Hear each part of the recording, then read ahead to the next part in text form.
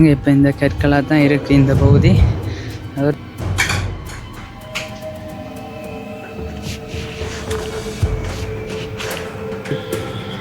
இவ்வளோ தாகமாக இருக்குண்டு. பள்ளி மலை ஒன்று இருக்காம தானே மேலாவது மலையாண்டு. அங்கே நிறைய விஷயம் முழுக்க பெறும் பாறை கற்கள்லாம் இருக்குது. என்ன மாதிரி ஒரு வியூ உண்டு. அதில் இன்னும் மோசமாக இருக்குது, தனி பாறைகள் மட்டும்தான். பாதையும் ஒரு பயன்பாட்டில் இல்லாத ஒரு பாதையாக தான் இருக்குது, ஒரு ஒற்றையடி பாதை.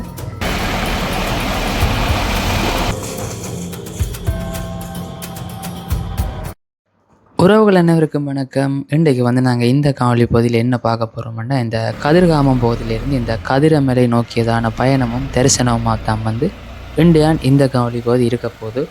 ஒரு நண்பகல் நேரமாக தான் நாங்கள் பிரயாணித்து கொண்டிருக்கிறோம். நேரம் பார்த்திங்கன்னா 1:15 ஆகிக்கொண்டிருக்கு. ஒரு முச்சக்கர வண்டியில் தான் பயணித்து கொண்டிருக்கிறோம். முச்சக்கர வண்டி கட்டணம் பார்த்திங்கன்னா 350 ரூபாய். கதிர்காமத்திலேருந்து இந்த கதிரமலை நோக்கி செல்கிறதுக்கு பிக்னி தான் போட்டுனாங்க. தொடர்ச்சியாக இது ஒரு காட்சிகளாக தான் இந்தியன் காணொலி பகுதி இருக்க போது. நிச்சயமாக ஒரு சுவாரஸ்யமான ஒரு காணொலி தொகுப்பாக இந்த காணொலி இருக்கும். சேனலுக்கு யாரும் முதல் வந்தீங்கன்னா மறக்காமல் சப்ஸ்கிரைப் பண்ணி எனக்கு ஒரு ஆதரவை தாங்க. வாங்கோ காணொலி பகுதிக்குள்ளே போகலாம்.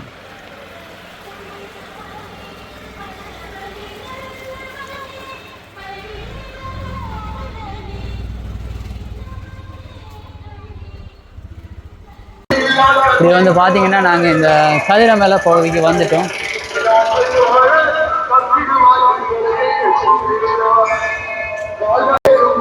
நம்ம கதிரமலை வாயில் 1:39 மதிய பொழுதுலாம் வந்திருக்கிறோம். இதை தொடர்ச்சியாக நாங்கள் ஏற தொடங்குவோம்.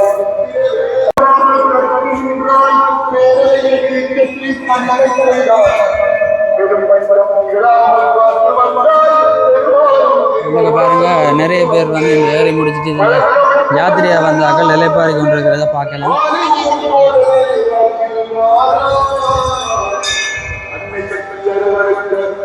சரியான வெயிலா இருக்கு. நாங்கள் ஏறுறதும் ஒரு மதிய நேர பொழுதுன்றதால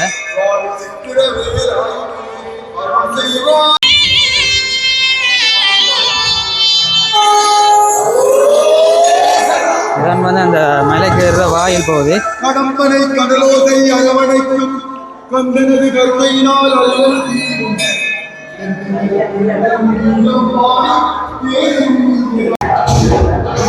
வெற்றிகரமாக ஏற ஆரம்பிக்கிறோம்.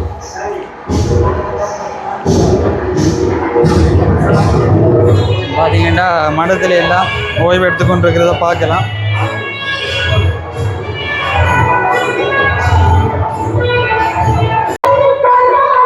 இதில் இருந்து பார்த்தீங்கன்னா ஆரம்பமாகுது செங்குத்தான ஏற்றம்.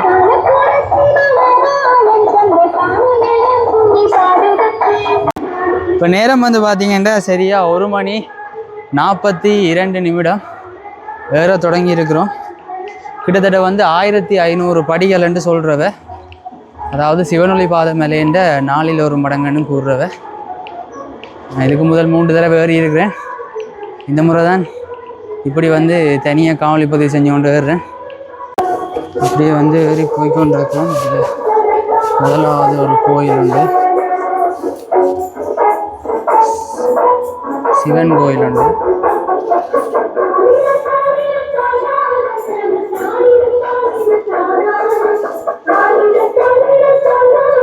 இதுதான் பார்த்தீங்கன்னா சடுதியான செங்குத்தான பகுதிகளெல்லாம் வருது.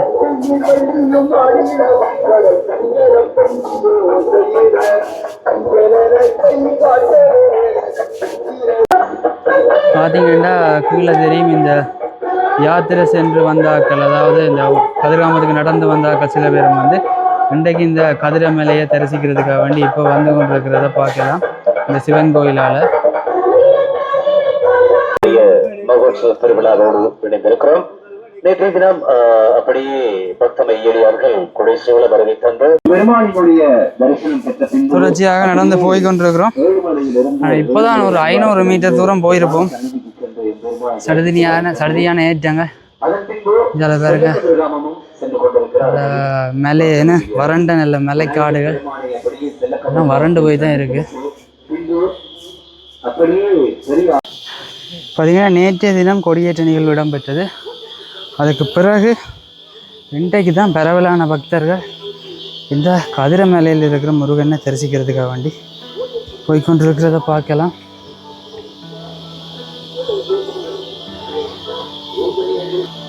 இந்த அதிகாலை பொழுதுல நிறைய பேர் போனவை. நாங்கள் ஒரு மதிய பொழுது தான் வலிக்கிட்டோம். ஆனால் இப்போவும் நிறைய பேர் வந்து வேற ஆரம்பிச்சிருக்கணும்.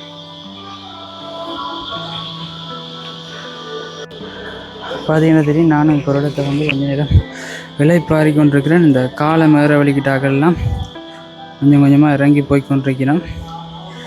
பார்த்தீங்கன்னாலே தெரியும், வயோதிபாக்கள்லாம்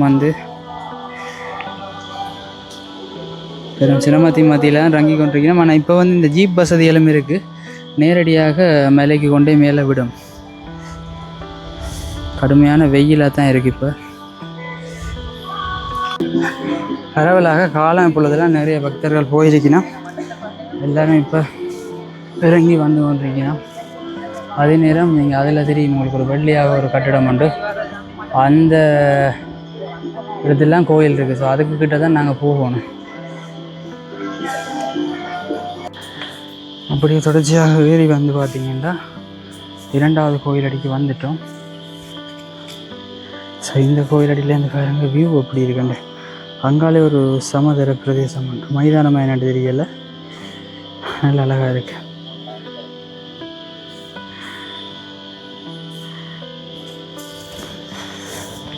தொடர்ச்சியாக இதில் ஒரு விநாயகர் ஆலயம் வந்து இருக்கு.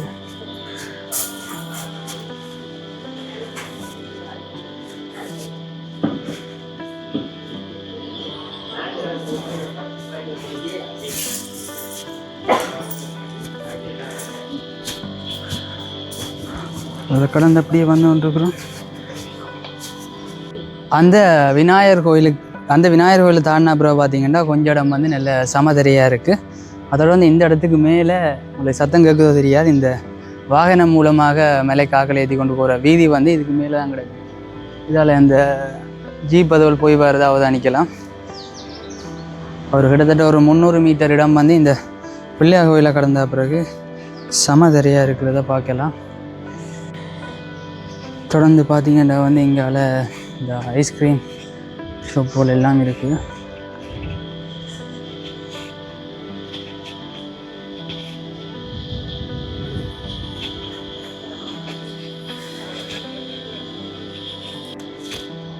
இங்கால பார்த்தீங்கன்னா இங்காலையும் ஒரு கோயில் இருக்குது. நாங்கள் பார்க்குற 3வது கோயில்.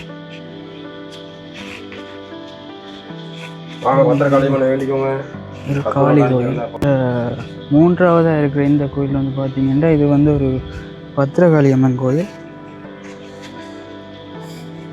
கிட்டத்தட்ட ஒரு 300-350 மீட்டர் அந்த பிள்ளையார் கோயிலில் கடந்த பிறகு சமதரியாக இருக்குது. இதில் ஓரளவு நடந்து போகலாம். இடைக்கு இந்த ஐஸ்கிரீம் கடையெல்லாம் இருக்குது.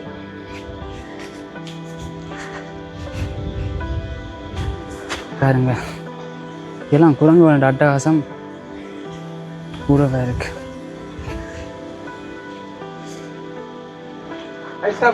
இதில் வாரம் விரைக்க வாரம் ரெஜிப்போம் பட்டியலுக்கு தான் கொண்டு வச்சுக்கிறேன். இதில் இந்த ஐஸ்கிரீம் கடைகளுக்கு இந்த மின்சார வசதிகள் வழங்கப்படலை போல். ஆனால் இதில் பாருங்கள், இதில் கரண்ட் வயசெல்லாம் போகுது, தற்காலிக கடையிலான்ட்டு வழங்கப்படலை, என்ன தெரியலை.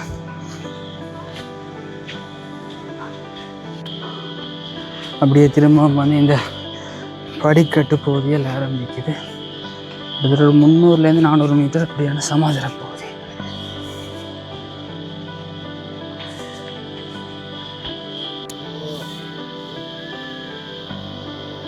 பாருங்க, விலங்குகளும் இந்த வெயிலுக்கு இவ்வளவு தாகமாக இருந்திருக்குண்டு. அண்ணன் ஒரு ஆள் தான் தண்ணி கொடுக்குறார்.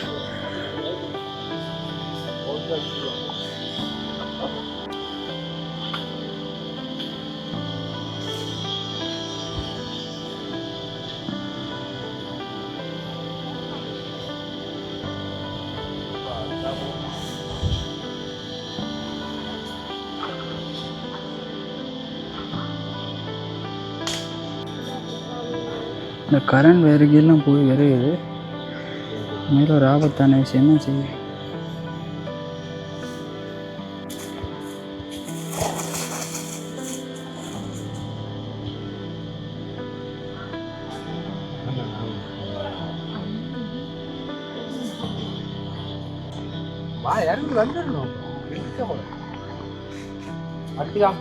பாருங்க ஐஸ்கிரீம் அவர்கிட்ட பறிச்சுட்டு வந்துட்டு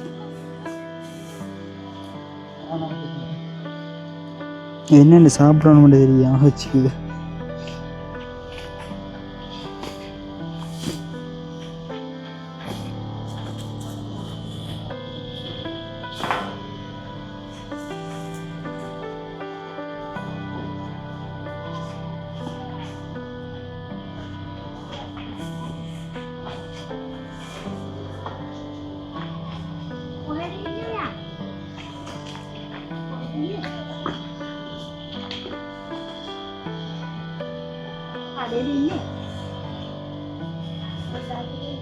ഒരു വിലക്കവലെന്ന് ഇത് മതി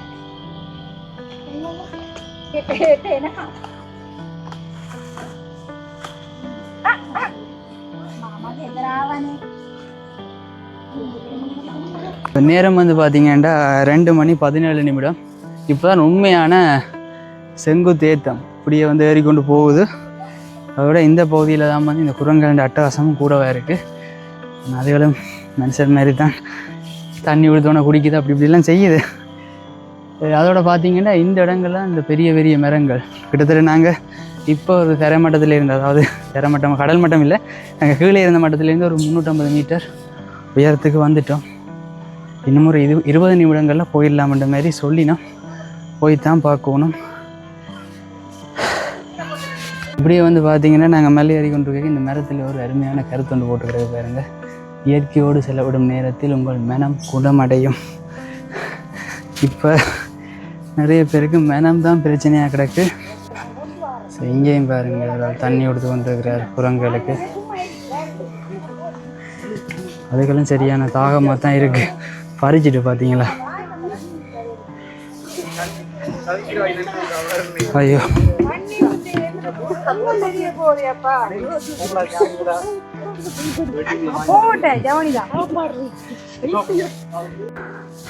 இங்கால எல்லாம் பாருங்க சடுதியான குத்தியற பகுதியா.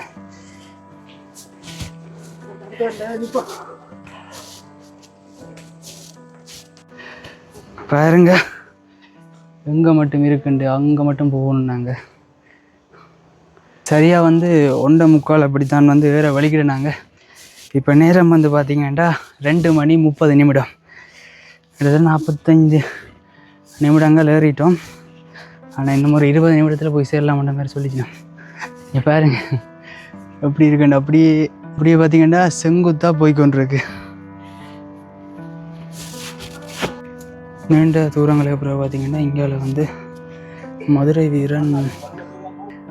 வீரன் மாடசாமி கோயில் இருக்கு. 4வது கோயிலாக வந்து இந்த கோயில் இருக்கு. அந்த அம்மன் கோயிலுக்கு அடுத்ததா நான் நினச்சேன் இது ஓகேண்டு. ஆனால் இல்லையா, நாங்கள் இவ்வளோ நேரம் பிரயாணிச்சு வந்த தூரத்துண்டு அரைவாசி தானா, இன்னும் ஒரு அரைவாசி இவ்வளோ நேரம் பிரயாணிச்சு வந்த தூரத்துண்டு தூரம் இருக்குது. தூரம் நடக்கணும். சரியா பார்த்தீங்கன்னா 2:54 நாங்கள் இந்த ஆலயத்துக்கிட்ட வந்துட்டோம். இங்கே பாருங்க இந்த வியூ எப்படி இருக்குண்டு.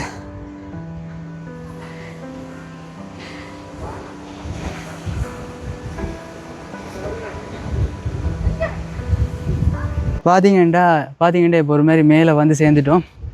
இதில் தெரியுது பார்த்தீங்கன்னா கோயில். ஆரம்பத்தில் வந்து ஏற வலிக்கிடே கொஞ்சம் கஷ்டமாக இருந்தது. அதாவது நாங்கள் ஏறினது வந்து ஒரு நண்பகல் நேரம். இங்கே மேலே வந்தோடனே அப்படி ஒன்றுமே தெரியலை, வெயிலாக தான் இருக்குது. ஆனால் வந்து நல்ல காற்றடிக்குது, அந்த மாதிரி குளிர்மையாக வர இருக்குது. சரி வாங்க இப்படியே வந்து நாங்கள் தொடர்ச்சியாக போய் கோயிலை பார்ப்போம். அடுத்ததாக இந்த கதிரமலை முருகன் கோயிலை.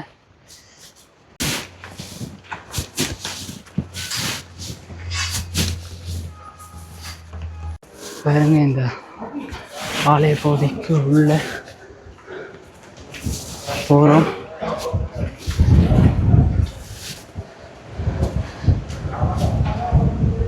சரி இதில் பார்த்தீங்கன்னா தெரியும் என்ன மாதிரி ஒரு வியூ உண்டு.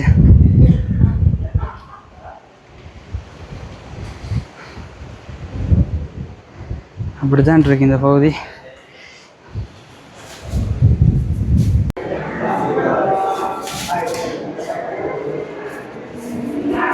ஆலயத்துக்கு உள்ளே தான் இப்போ போய் கொண்டிருக்கிறோம். ஆலய பகுதி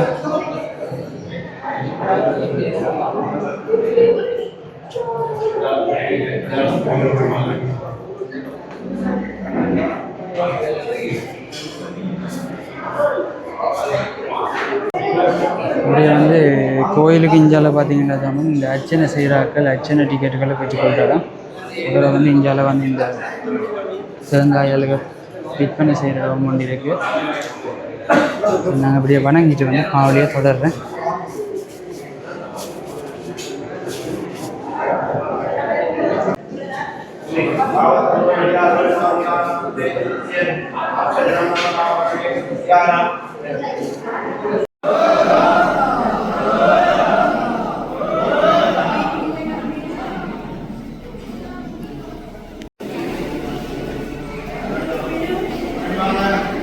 நானும் வந்து ஓட்டுறவங்க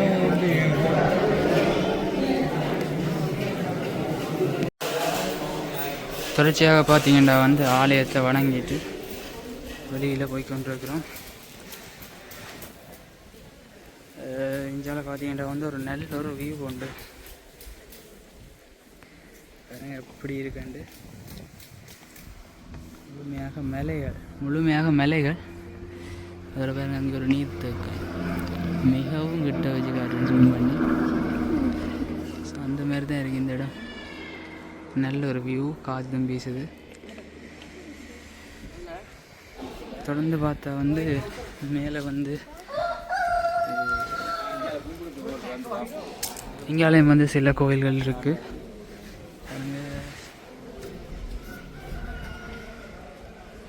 சிவன் கோயில் ஒன்று இருக்கான்.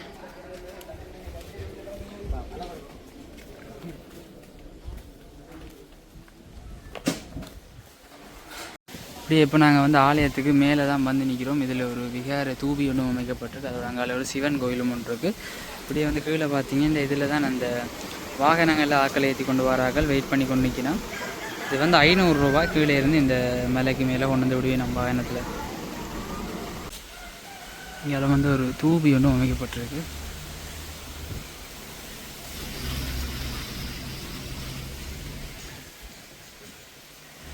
அந்த விதத்தில் இருக்க அங்கால போய் பார்ப்போம். இதில் எல்லாம் மடங்கள் அமைக்கிற வேலையில் நடைபெற்று கொண்டிருக்கிறத பார்க்கலாம். இதில் வந்து சிவன் கோயில் இருக்கு.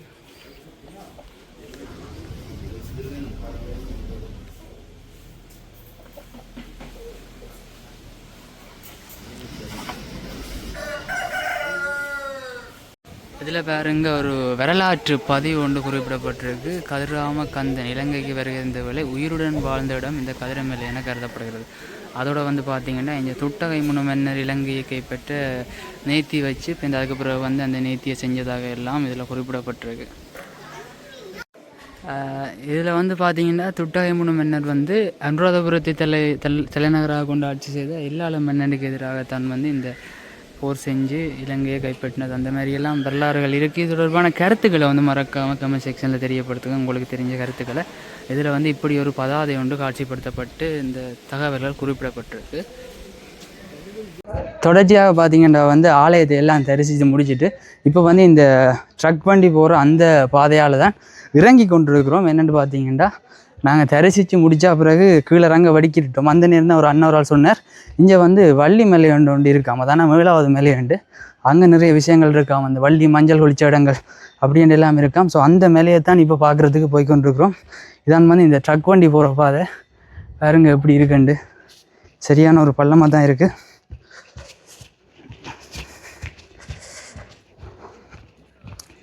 இப்போ இதில் பார்த்தீங்கண்டா நேரில் பார்க்க அந்த மாதிரி இருக்காது. ஏதாவது யூனிவர்சிட்டியாக என்னென்னு தெரியலை.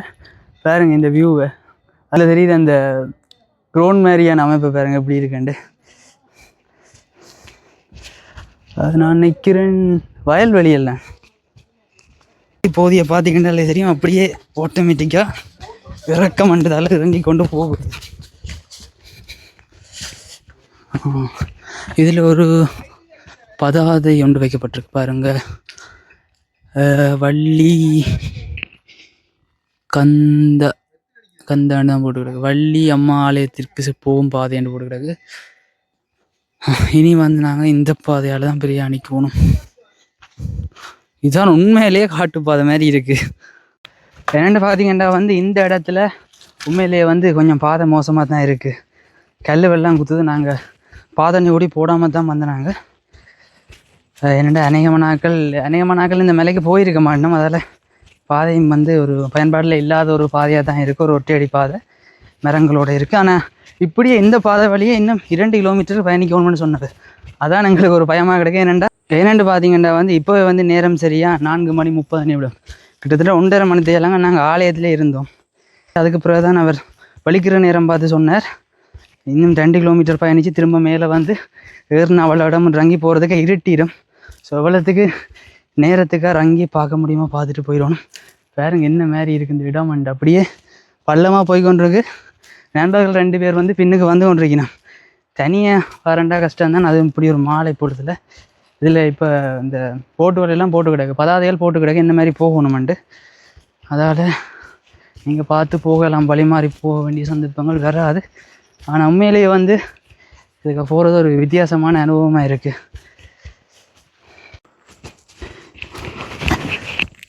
பாருங்க இந்த பாதை வர வந்து இந்த ஒற்றடி பாதையும் சின்ன ஆகி கொண்டு போய் கொண்டிருக்கு. அப்படியே சரி வந்ததால் வேகமாக தள்ளுது. இப்போ ரங்குறோம், திரும்ப வேற தான் என்ன கஷ்டப்பட போகிறோம் தெரியல.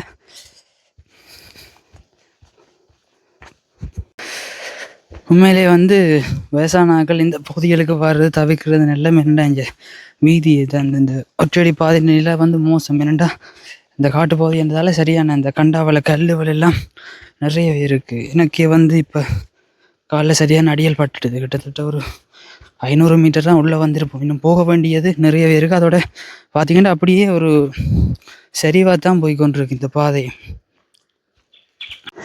கிட்டத்தட்ட பார்த்திங்கன்னா ஒரு 700 மீட்டர் வந்துட்டோம். ஸோ இங்கே இருந்து பாருங்கள், இஞ்சால ஒரு மேலே ஒன்று தெரியுது. நேரில் பார்க்க உண்மையிலே வேறு லெவலில் இருக்குது இந்த இடம். சரி, இப்படியே வந்து நாங்கள் தொடர்ச்சியாக பயணிப்போம். இப்போ பார்த்திங்கன்னா பாதை கொஞ்சம் மேடு மாதிரி போய் கொண்டிருக்கு. அப்படியே போய்கொண்டிருந்து நாங்கள் பாருங்கள், இதில் ஒரு ஆலமரத்தோடு ஒரு வேல் ஒன்று வச்சு வணங்கி கொண்டிருக்கணும்.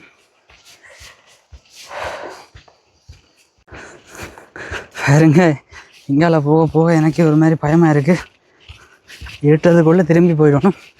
அந்தளவுக்கு நல்ல அடர்த்தியான தாவரங்கள் சூழ இருக்கிற காட்டுப்பகுதியாக இருக்குது. இங்கே பாருங்க, இங்கால இன்னும் மோசமாக இருக்குது. தனி பாறைகள் மட்டும்தான். இந்த பாறைகளுக்கால தான் நடந்து போகணும்.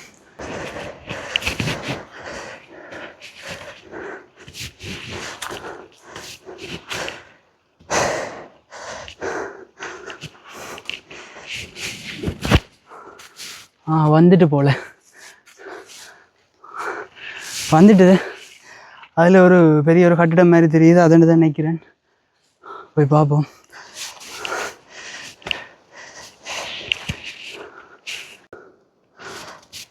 இப்போ வந்து பார்த்திங்கன்னா இந்த வள்ளி ஆலய பகுதிக்கிட்ட வந்துட்டோம். ஸோ முழுக்க பெரும் பாறை கற்கள்லாம் இருக்குது.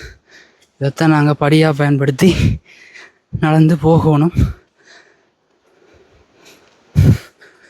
ஆமாம், இதை பார்த்திங்கன்னா குரங்குகள்லாம் அப்படியே இருக்குது. இதில் பாருங்கள், இந்த பாறையில் வந்து ஒரு வேல் பொறிச்சிருக்கணும். மற்றது இதான் வந்து ஆலய பகுதி.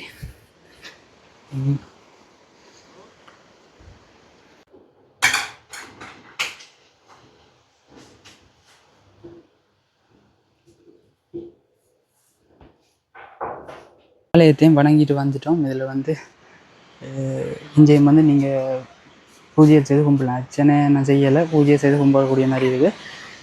பாருங்க, நாங்கள் அங்கே இருந்து பார்த்த ஒரு அந்த குளம் மாதிரியான அமைப்பு இங்கே வந்து நல்லா கிட்டவே தெரியுது. பாருங்க, அந்த கதிரமலையிலேருந்து பார்த்த அந்த குளப்பகுதி. இதுலேருந்து பார்க்க ஒரு நல்ல ஒரு வியூ பாயிண்ட் தான். இந்த வள்ளி மேலே பகுதியில் நிற்கிறோம். அப்படி ஒன்று இருக்குன்னு முதல்ல அறிஞ்சிருக்கிறேன். ஆனால் இப்போ தான் அந்த அண்ணா சொன்ன 2 கிலோமீட்டர் தான் போய் பாருங்க தம்பி. இந்த உடனடியாக வந்து உண்மையிலேயே ஒரு ரம்மியமான சூழலில் இந்த ஆலயம் அமைஞ்சிருக்கு. ஆனால் வார பாதை தான் கொஞ்சம் ரிஸ்க். அதோட இங்கால வந்து இந்த வள்ளி வந்து இந்த மஞ்சள் தேய்ச்சி குளிச்ச இடங்கள் எல்லாம் இருக்காம். அதைத்தான் நாங்கள் இப்போ பார்க்க போகிறோம். இதெல்லாம் பாறை பாதையெல்லாம் பிடிச்சி தான் ஒரு மாதிரி ஏறி போகணும். மேலே வந்தால் பாருங்க வேறு லெவல் வியூ. காற்றும் சும்மா அந்த மாதிரி அடிக்குது. அப்பா எப்படி இருக்குன்னு பாருங்க வியூவை. தொடர்ச்சியாக வந்து இப்படியே போய் பார்த்தோம்னா இந்த வள்ளி மலைக்கு மேலே இதான் வந்து இந்த வள்ளி மஞ்சள் தேய்ச்சி குளிச்ச இடமா. இது பாருங்க இப்போ இந்த கற்களாக தான் இருக்குது இந்த பகுதி. அதோட இஞ்சால ஒரு பாறை ஒன்றும் இருக்குது. அதோட அப்படியே முடியுது. ஸோ ஆபத்தின் உச்சியெல்லாம் வந்து நிற்கிறோம். அப்படியே ஒரு 2 ஸ்டெப் எடுத்து வச்சா சரி. அதை இந்த பகுதி தான் வந்து இந்த மஞ்சள் தேய்ச்சி குளித்த பகுதி. அதாவது கடத்தி கொண்டு வந்து ஓந்தியில் வச்சிருந்து அதுக்கப்புறம் வந்து இங்கே மஞ்சள் தேய்ச்சி குளிச்சதான் வந்து நாங்கள் விசாரித்த அளவுக்கு ஒரு ஆள் சொன்னது. இது தொடர்பான உங்கள்கிட்ட கருத்துக்களை வந்து மறக்காமல் கமெண்ட் செக்ஷனில் தெரியப்படுத்துங்க. அந்த மாதிரி இருக்குது. இஞ்சால பாருங்க, இஞ்சால வந்து ஒரு தூவியனும் உங்களுக்கு பார்க்கக்கூடிய மாதிரி இருக்கும். இதான் வந்து இந்த கதிரை மேலே பகுதி நாங்கள் முதல் தரிசித்த பகுதி. அங்கே இருந்து இப்போ இந்த வள்ளி மேலே பகுதிக்கு வந்துட்டோம். இப்போ நேரம் வந்து பார்த்திங்கன்னா சரியாக 6 மணி 1:30க்கு வந்து மேலே ஏற வலிக்கிட்டுனாங்க. இந்த கதிரை மேலே விபூதி மலைன்னு சொல்கிறவ 7 மலைன்னு சொல்கிறவ ஏறி முடிச்சுட்டு அதுக்கப்புறம் பார்த்திங்கன்னா இந்த வள்ளி மலைக்கும் போய் பார்த்துட்டு வந்துட்டோம். இருட்டுறதுக்குள்ளே ரங்கி ஆகணும். ஒரு மாதிரி வந்து சேர்ந்துட்டோம். இந்த காணொளி தொடர்பான உங்களோட கருத்துக்களை வந்து மறக்காமல் கமெண்ட் செக்ஷனில் தெரியப்படுத்துங்க. இன்னொரு காணொளி பகுதியில் சந்திப்போம். நன்றி, வணக்கம்.